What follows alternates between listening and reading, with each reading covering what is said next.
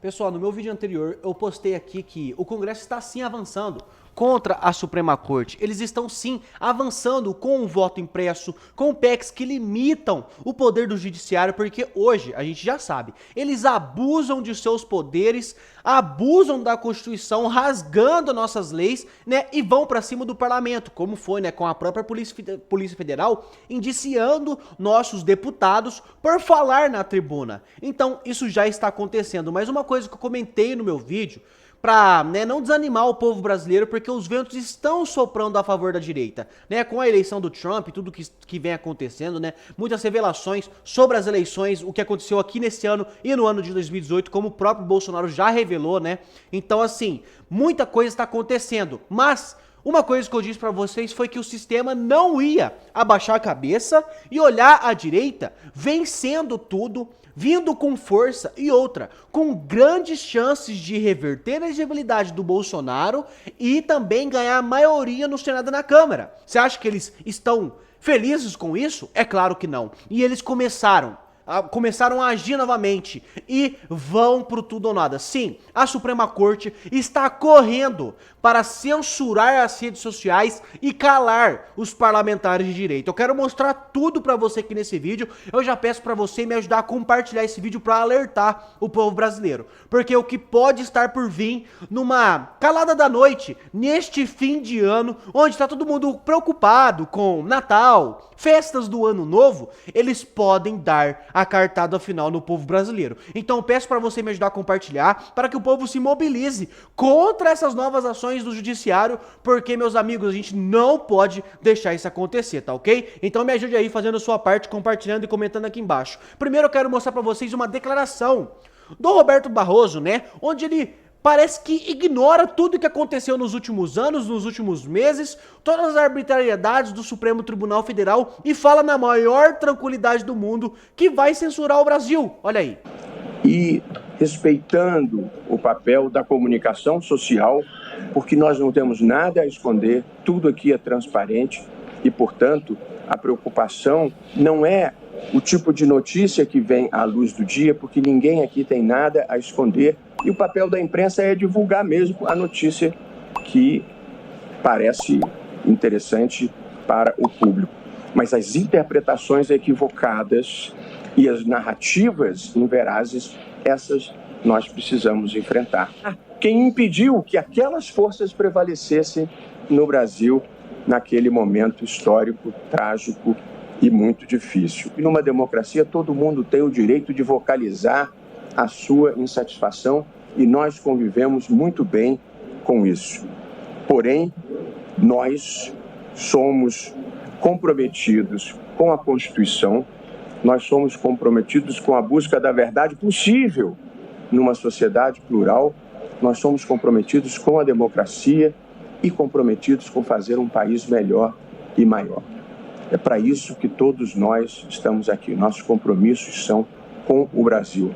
Nós não temos lado. Quem impediu que aquelas forças prevalecessem no Brasil naquele momento histórico, trágico e muito difícil? Nós não temos lado. Saio daqui com energia renovada, pela concordância e pela discordância, porque essa é a democracia que nós conquistamos. Nós derrotamos a censura, nós derrotamos a tortura, nós derrotamos o bolsonarismo para permitir a democracia e a manifestação livre de todas as pessoas. Então, como vocês podem ver no julgamento, onde eles estão, né, pautando a liberdade do que pode e não pode falar no Brasil, porque hoje os deuses do Olimpo, do Supremo Tribunal Federal, podem decidir o que você fala e o que você não fala. É isso mesmo. E ali ele diz, pô, não temos lado.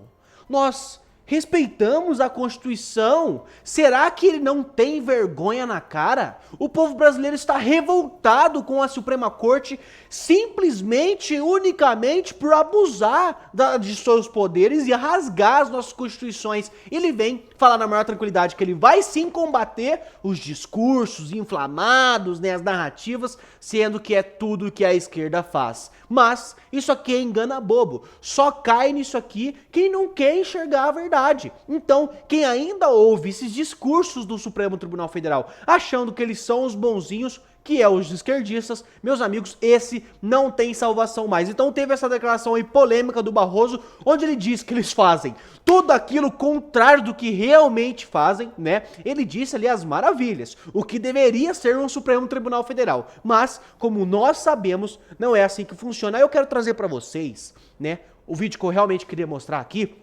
do Gilmar Mendes e do Fux. Algumas pessoas ainda tinham alguma esperança no Fux, sabe, por algumas declarações que ele deu aí e tal, mas eu falo pra vocês, o Fux pra mim morreu hoje. Morreu pra mim hoje e eu não confio nem 1% mais nesse ministro, um cara que se vendeu para o sistema, para o poder. Bom, eu quero mostrar pra você o vídeo, tá? Me ajude a compartilhar esse vídeo porque é muito importante que o povo brasileiro saiba o que tá acontecendo ali na Suprema Corte, olha aí. E respeitando sobre ele conversado, e já há precedentes do tribunal nesse sentido, como Vossa Excelência indicou, na premissa de que não há direitos nem prerrogativas absolutos.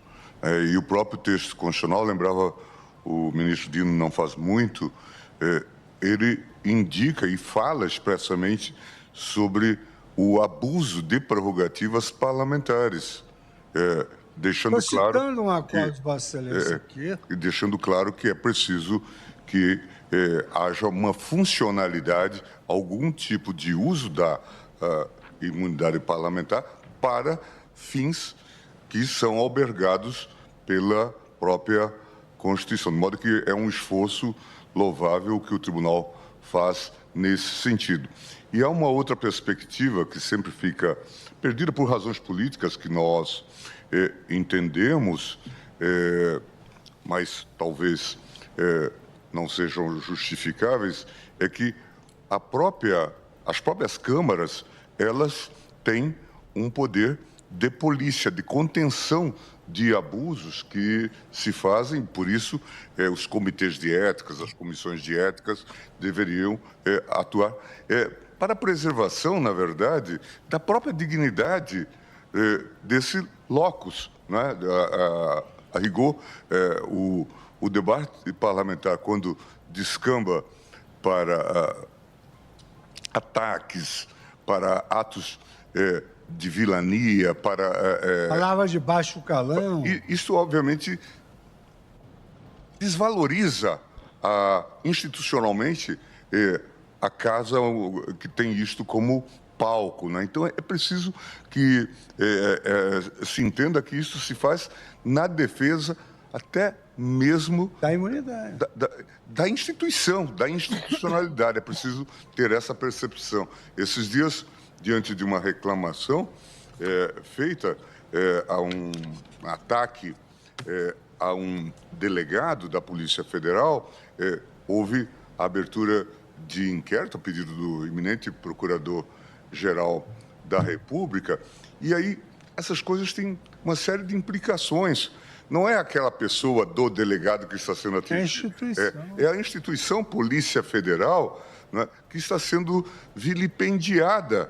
E se não houver um sistema de proteção, essas pessoas dirão, mas por que eu estou me sacrificando, eu estou me expondo? Quer dizer, isso tem uma série de consequências. O Gilmar Vasconcelos tocou agora num aspecto interessantíssimo, porque qual é o estímulo que a pessoa que a instituição vai ter de monitoramento se não vai acontecer nada? Você citou a comissão de ética. No caso aqui, vamos dizer assim, o nosso paralelismo da comissão de ética é a notificação, que o ministro Toffoli também explorou. Quer dizer, tem uma notificação, tem uma comissão de ética que vai atuar ex post facto, com uma forma mais amena, porque também eles têm uma cultura de que o que é mais ou menos para ele, para nós é muito. Mas a notificação já é uma manifestação de que as redes poderiam, digamos assim, monitorar melhor. E que, no meu modo de ver, depois da leitura da Constituição de 88, evidentemente que a imunidade de responsabilidade civil é inconstitucional. Evidentemente, tem que ter uma moderação, pode ser até uma inconstitucionalidade parcial, mas que está fora daqui da montura constitucional. Então é isso aí, você acabou de ver um bate-papo entre dois ministros da Suprema Corte, quer dizer, dois deuses do Olimpo, onde eles falam que o ser humano, o mero ser humano, em que outros meros seres humanos também votaram nele para estar ali, esse cara não pode falar. Não, ele não pode ter imunidade absoluta para falar o que quiser, como, por exemplo, denunciar arbitrariedades de um policial federal. Horas! Como ousa criticar uma instituição capacha da Suprema Corte, capacho dos deuses do Olimpo? Horas, são os nossos soldados que, né, aplicam o que nós mandamos, as nossas leis. Aí quer vir um parlamentarzinho que hoje não serve nem para legislar mais, porque quem legisla também é os deuses do Olimpo. Vem um parlamentarzinho falar do policial que segue nossas ordens. Aí você viu a revolta, e eles usam todo o malabarismo, toda a conversa, teve a cara de pau de falar que talvez até para proteger a própria instituição, né? Proteger o próprio Congresso, porque onde já se viu um lugar desse ter palavreado, etc. Bom, vocês estão vendo aí, de todas as suas formas estão avançando contra o parlamento, contra a imunidade, a favor da censura. Meus amigos, a rede social mudou tudo. Antes, você tem que entender. Antes, a Globo recebia um dinheirinho ali, a Globo, Folha de São Paulo, Estadão, bom, você sabe, né? Não preciso ficar comentando aqui, não. Recebia o dinheirinho e o povo brasileiro, em peso, assistia só aquele lixo. Eu lembro, eu criança, a Globo ficava ligado lá em casa 24 horas. Ia na casa da minha avó, o Globo. Ia na casa da minha tia, Globo. Era o que o povo assistia, né? Aí recebia um dinheirinho, falava bem do governo, falava bem da Suprema Corte, falava bem do Congresso. Acabou.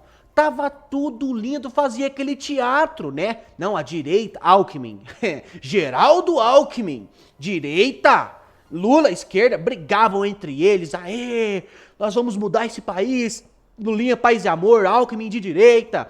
Ficava lá brigando e o povo caía. Hoje, as redes sociais, a gente vê o ministro lá dentro do seu plenário, dando uma declaração totalmente assombrosa, rasgando a nossa Constituição. Aí sabe o que o povo faz? O povo pega o celular, entra numa rede social e desce o bambu. Desce mesmo. Fala, né, acusa, denuncia aqueles atos daquele ministro, ou daquele governo, ou daquela pessoa, né? Como, né, o povo odeia o Lula, por exemplo. O povo não gosta mais do Lula, o Lula não pode sair na rua. É um fato, me desculpa falar isso aqui. Tem gente que não gosta, esquerdista, não é isso não. O povo ama o Lula. Meu irmão, é pequena parcela de esquerdistas alienados que ainda idolatram o Lula. Pode ver que o PT chamou manifestação contra o Bolsonaro e não deu 1000 pessoas no país inteiro, né? 100 em São Paulo, 2 em Goiânia, 3 ali e tal, e não teve. Então já acabou, o povo odeia o Lula, ele não pode sair na rua, é um fato. Ele só pode ir em evento fechado. Faz um evento, esquematiza, dá o pão com mortadela para os esquerdistas que vão estar lá, aí o Lula vai. Agora chama ele para ir pra rua. Leva ele em São Paulo repentinamente numa manifestação qualquer que tiver tendo. Bom, não pode fazer isso. Então, o povo já não gosta do Lula. Meus amigos, eles estão desesperados e vão continuar indo pra cima do povo brasileiro, pra cima da rede social, pra cima da liberdade de expressão. Porque pra eles é óbvio que passou de todos os limites. O povo está escancarando tudo que eles estão fazendo. Olha pra você ver o que as redes sociais fez. Denunciaram todas as ilegalidades que o Supremo teve, chegou em vários países lá fora, está sendo denunciado na OEA, está sendo denunciado também nos direitos humanos internacionais, na comissão, que está sendo pressionada pelos Estados Unidos para tomarem uma decisão contra o Alexandre de Moraes. O próprio Trump, né, o assessor do Trump lá, que foi preso aqui no Brasil, por conta do Alexandre de Moraes, já está lá também no governo de Trump. Elon Musk, que teve o seu dinheiro retido, né? Seu dinheiro não, o dinheiro de um sócio dele que também fazia parte do X, teve o dinheiro total retido. Ele arrumou uma grande briga. A Suprema Corte está perdidinha, eles estão pagando ali, né, a sua imagem de fortões, de que nada vai mudar, que vão continuar, mas eles estão aqui, ó, não passa nem Wi-Fi. Não passa. Estão morrendo de medo da direita e eles vão tentar de todas as formas avançar com a censura, acabar com a liberdade de expressão. E é por isso que agora,